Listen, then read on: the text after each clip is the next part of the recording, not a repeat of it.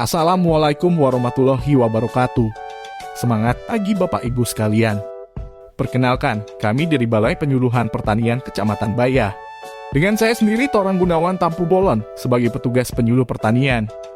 Kali ini, kita akan melihat tayangan materi penyuluhan, tips dan trik menanam cabai di musim kemarau. Selamat menyaksikan. Cabai salah satu tanaman primadona bagi petani, karena harga cabai yang relatif tinggi, sehingga menjadi daya tarik untuk mencoba budidaya cabai. Berdasarkan data harga pangan strategis nasional, harga cabai tertinggi menyentuh Rp132.400 per kilogramnya.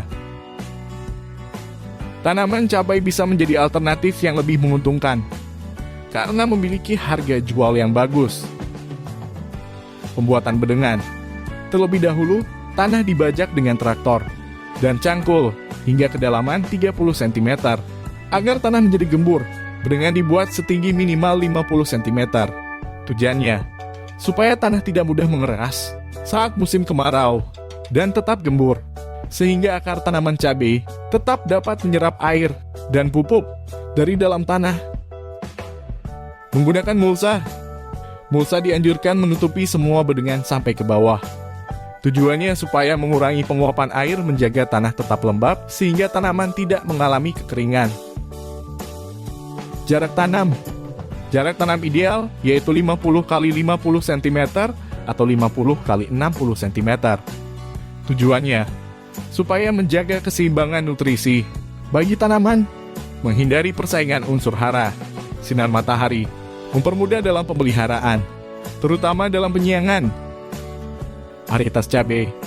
Menggunakan varietas cabai toleran tahan kekeringan. Varietas toleran mampu tumbuh dengan baik meskipun cuaca sangat panas saat musim kemarau. Contoh varietas cabai yang tahan musim kemarau adalah varietas cabai amfibi yang keluarkan pemerintah, yaitu Ciko, Kencana, cabai rawit Prima Agrihorti, dan cabai rawit Rabani Agrihorti. Varietas cabai amfibi merupakan varietas yang mampu beradaptasi dengan baik pada segala musim, baik musim penghujan maupun musim kemarau. Mengukur pH tanah. Tujuannya untuk memahami kebutuhan dan kondisi tanah. Karena pH tanah sangat berpengaruh terhadap penyerapan pupuk. Kondisi pH netral berkisar antara 6-7. Untuk menetralkan pH tanah dengan penambahan dolomit pada tanah. Pemupukan dasar. Pupuk dasar yang baik digunakan saat musim kemarau adalah pupuk organik. Keuntungan menggunakan pupuk organik pada musim kemarau yaitu tanah tidak mudah kering karena pupuk organik mampu menahan air lebih lama. Selain itu, pupuk organik dapat memperbaiki sifat-sifat tanah, menggemburkan tanah, dan membuat tanah tidak mudah mengeras. Semakin banyak penggunaan pupuk organik, maka pertumbuhan tanaman akan semakin baik. Pemanfaatan agen hayati.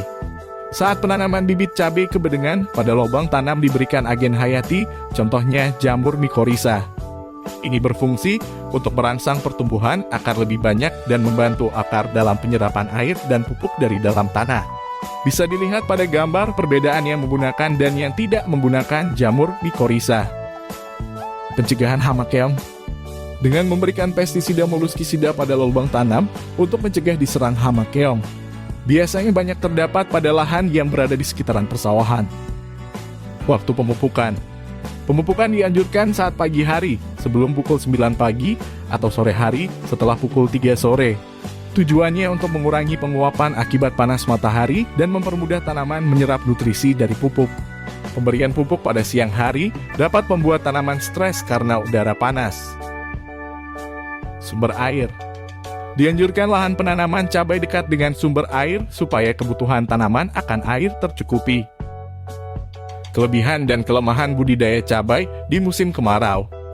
Kelebihan. 1. Resiko penyakit jamur rendah. 2. Resiko penyakit bakteri rendah. 3. Biaya pembelian fungisida dan bakterisida dapat ditekan. 4. Peluang memperoleh harga tinggi lebih besar. 5. Resiko penyakit antraknosa rendah. 6. Resiko penyakit busuk batang rendah. 7. Resiko penyakit busuk akar rendah. Kemudian kelemahan. 1. Lahan harus dekat sumber air. 2. Biaya penyiraman tinggi. 3. Hanya dapat dilakukan pada lahan-lahan tertentu. 4. Intensitas serangan hama tungau dan thrips tinggi. 5. Resiko rontok bunga tinggi jika kurang air. Selanjutnya, mari kita bersama-sama melihat tayangan berikut ini sebagai gambaran untuk Bapak Ibu sekalian. Terima kasih.